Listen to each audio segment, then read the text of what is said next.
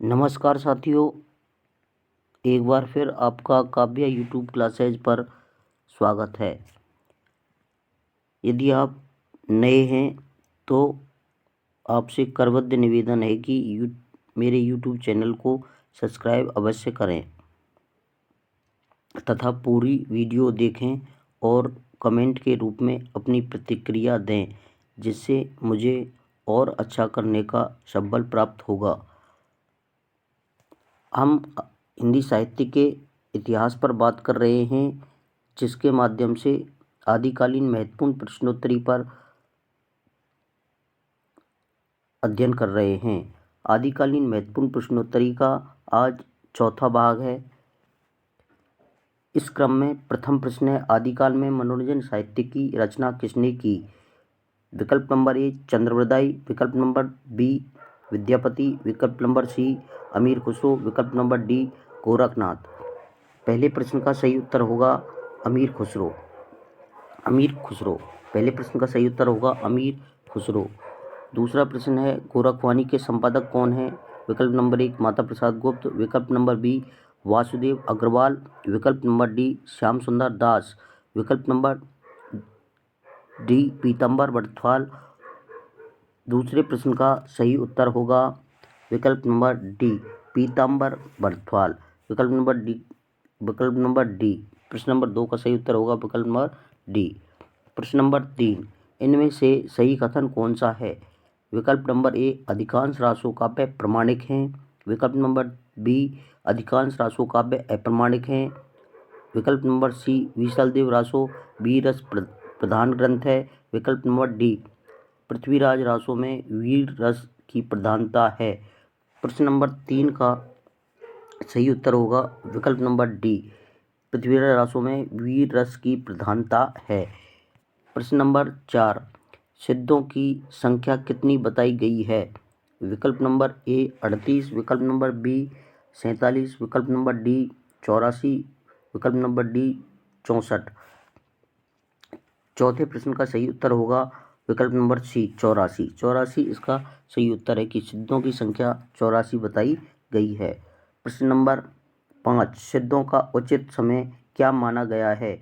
विकल्प number A 4वीं शताब्दी, विकल्प नंबर बी 7 से 8वीं शताब्दी, विकल्प नंबर सी 10वीं शताब्दी, विकल्प नंबर डी 12वीं शताब्दी। 5वें प्रश्न का सही उत्तर होगा विकल्प नंबर बी।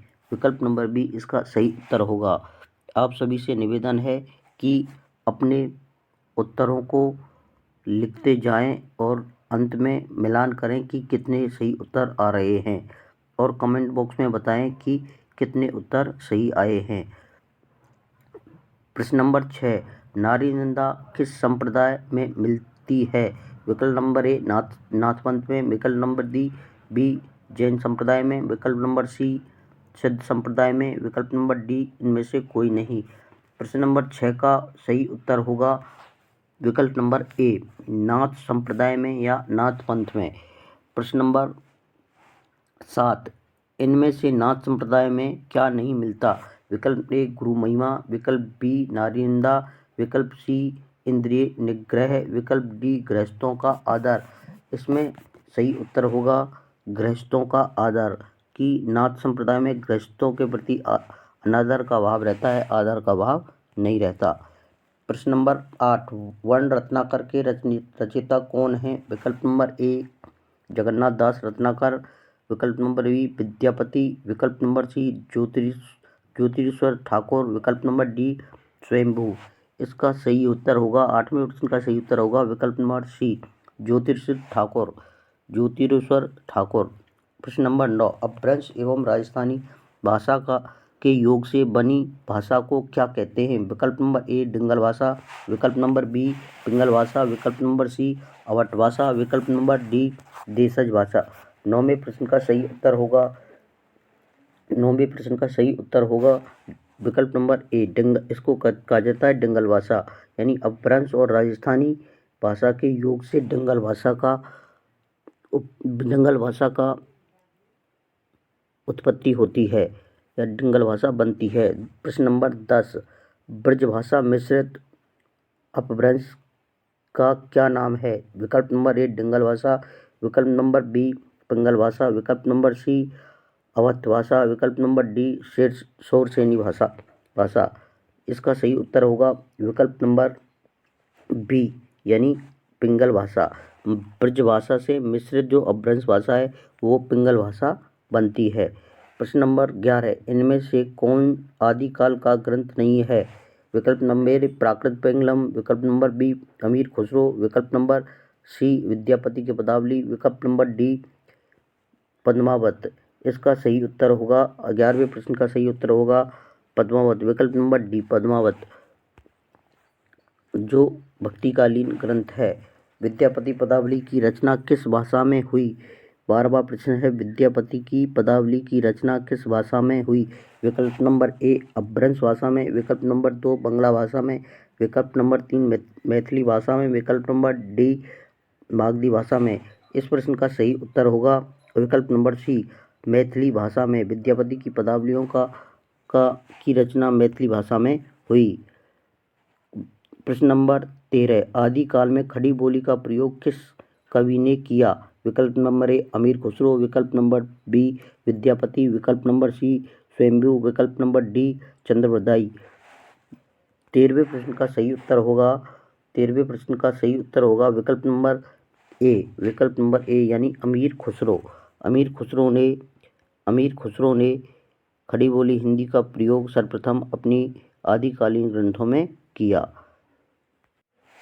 प्रश्न नंबर 14, यदि प्रश्न नंबर 14 देखें तो इनमें से जैन धर्म का संबंध किस कवि से नहीं है? विकल्प नंबर ए स्वयंभू, विकल्प नंबर बी धनपाल, विकल्प नंबर सी ज्वेंदु और विकल्प नंबर डी विद्यापति। इसका सही उत्तर होगा विकल्प नंबर डी विद्यापति। प्रश्न नंबर 15 को देखें तो प्रश्न नंबर 15, डॉक्टर गणपति चंद्र गुप्त आधुनिक काल का प्रारंभ कब से मानते हैं? विकल्प नंबर ए 1800 ईस्वी, विकल्प नंबर 2 1857 ईस्वी, विकल्प नंबर सी 1900 ईस्वी, विकल्प नंबर डी 1750 ईस्वी। इसका सही उत्तर होगा 15 प्रश्न का सही उत्तर होगा 1857। डॉक्टर गणपति चंद्र गुप्त जी आधुनिक काल का आरंभ 1857 से मानते हैं। प्रश्न नंबर 16, इनमें से कौन सा नाम आदिकाल के लिए नहीं दिया गया था? विकल्प नंबर ए आदिकाल, विकल्प नंबर बी चारणकाल, विकल्प नंबर सी सिद्ध सामंत युग, विकल्प नंबर डी संधिकाल। इसका सही उत्तर होगा संधिकाल।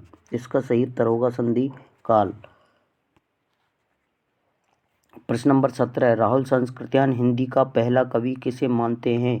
विकल्प नंबर ए लुइपा, विकल्प नंबर बी सरैप्पा, विकल्प नंबर सी शालिभद्र, विकल्प नंबर डी चंद्रवरदाई। 17वें प्रश्न का सही उत्तर होगा विकल्प नंबर बी सरैप्पा। सरैप्पाद को जिसको सरैप्पा भी कहते हैं, राहुल संस्कृत्यान जी हिंदी का प्रथम कवि मानते हैं। प्रश्न नंबर 18, सरैप्पाद का समय राहुल संस्कृत्यान जी के अनुसार क्या है? विकल्प नंबर ए 7वीं शताब्दी, विकल्प नंबर बी 10वीं शताब्दी, विकल्प नंबर सी 13वीं शताब्दी, विकल्प नंबर डी 4वीं शताब्दी। 18वें प्रश्न का सही उत्तर होगा विकल्प नंबर ए यानी 7वीं शताब्दी। प्रश्न नंबर 19, हिंदी का पहला ग्रंथ कौन सा है? विकल्प नंबर ए भारतेश्वर बाहुबली, विकल्प नंबर बी श्रावकाचार्य, विकल्प नंबर सी पृथ्वीराज रासो, विकल्प नंबर डी पाहोड। प्रश्न नंबर 19 का सही उत्तर होगा विकल्प नंबर बी श्रावकाचार्य। प्रश्न नंबर 20, श्रावकाचार्य के रचयिता कौन हैं? विकल्प नंबर ए देवसेन जी, विकल्प नंबर बी धनपाल जी, विकल्प नंबर सी राम सिंह जी और विकल्प नंबर डी ज्वेंदु जी। इसका सही उत्तर होगा विकल्प नंबर ए देवसेन जी जो एक जैन कवि हैं। प्रश्न नंबर 21, श्रावकाचार्य की रचना कब हुई थी? विकल्प नंबर ए 900 ईस्वी, विकल्प नंबर बी 933 ईस्वी, विकल्प नंबर सी 1000 ईस्वी, विकल्प नंबर डी 1133 ईस्वी। इसका सही उत्तर होगा विकल्प नंबर बी 933 ईस्वी। श्रावकाचार्य जो रचना है हिंदी की प्रथम, उसका जो रचना काल माना जाता है वो 933 ईस्वी माना जाता है। प्रश्न नंबर 12, याज्ञनिक द्वारा रचित वीर रस प्रधान ग्रंथ का नाम क्या है? विकल्प नंबर ए वीसलदेव रासो, विकल्प नंबर बी खुमान रासो, विकल्प नंबर सी परमाल रासो, विकल्प नंबर डी पृथ्वीराज रासो। इसका सही उत्तर होगा विकल्प नंबर सी यानी परमाल रासो। परमाल रासो याज्ञनिक द्वारा रचित वीररस प्रधान ग्रंथ है। प्रश्न नंबर 23, आलाखंड किस रचना का लोकप्रिय नाम है? विकल्प नंबर ए परमाल रासो, विकल्प नंबर सी खुमान रासो, विकल्प नंबर बी पृथ्वीराज रासो, विकल्प नंबर डी हम्बी रासो। इस 23वें प्रश्न का सही उत्तर होगा विकल्प नंबर ए यानी परमाल रासो। परमाल रासो। प्रश्न नंबर 24, पृथ्वीराज रासो के विषय में कौन सी धारणा अधिक उपयुक्त है? विकल्प नंबर 1 प्रमाणिक, विकल्प नंबर बी अप्रमाणिक, विकल्प नंबर सी अर्ध प्रमाणिक, विकल्प नंबर डी नकली या जाली ग्रंथ। प्रश्न नंबर 24 का सही उत्तर होगा विकल्प नंबर 24 का सही उत्तर होगा विकल्प नंबर सी यानी अर्ध प्रमाणिक। पृथ्वीराज रासो को अर्ध प्रमाणिक माना जाता है। अर्ध प्रमाणिक माना जाता है। प्रश्न नंबर 25, वीसलदेव रासो का प्रधान रस क्या है?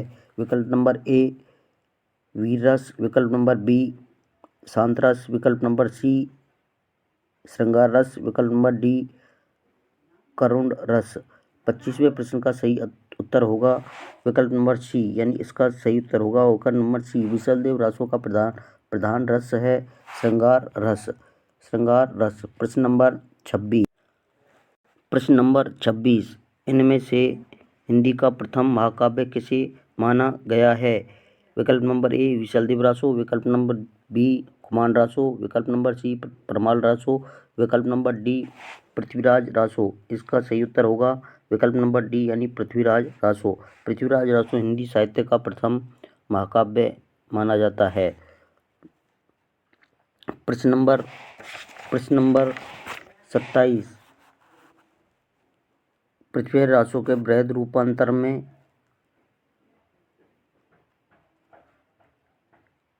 कुल कितने सर्ग हैं? विकल्प नंबर ए 30, विकल्प नंबर बी 36, विकल्प नंबर सी 47, विकल्प नंबर डी 69। इसका सही उत्तर होगा विकल्प नंबर डी यानी 69।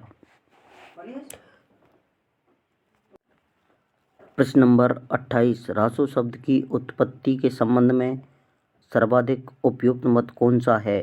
विकल्प नंबर ए रासो की उत्पत्ति रसायन से हुई है, विकल्प नंबर बी रासो की उत्पत्ति रास से हुई है, विकल्प नंबर सी रासो की उत्पत्ति रासक से हुई है। इसका सही उत्तर होगा 28वें प्रश्न का सही उत्तर होगा विकल्प नंबर सी। ये रातक नहीं है, ये है रासक। रासक यानी रासो शब्द की उत्पत्ति रासक शब्द से हुई है, ऐसा माना जाता है।